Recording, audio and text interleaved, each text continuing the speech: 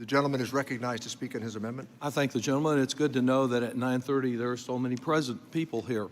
I understand the last vote, and with the exception of this particular amendment, on the other amendments, I'll just offer them in bulk and not ask for a recorded vote or any vote in any of them. But I do think this question of the number of drugs that we're looking at is an important one to look at.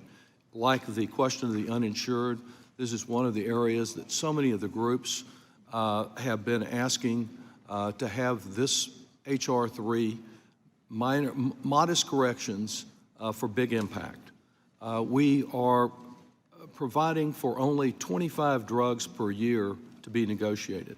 The Congressional Budget Office, in its analysis, has said there'll be 30 new drugs coming on the market every year, which is about what the average has been.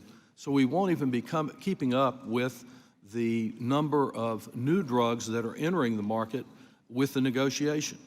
The chances that the typical patient will see their prices lowered are akin to winning the lottery.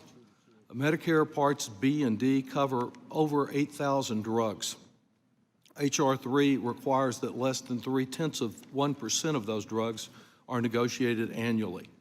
At that rate, it'll be a century before we get just the ones that are sole source drugs now negotiated.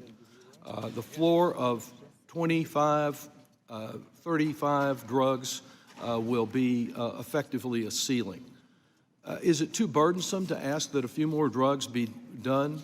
No, it's not, and we have ample evidence of it just down the street.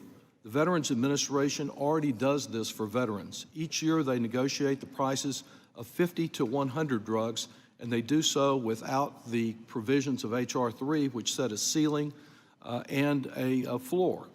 We know because countries like Canada have been negotiating 59 out of 80 new patent medicines reported as sold in 2017. So all that this amendment does is it follows the structure of the chairman's mark, and it simply, after 5 years, raises the number from 25 to 50, and after an entire decade, it raises that number to 100. I urge adoption of the amendment.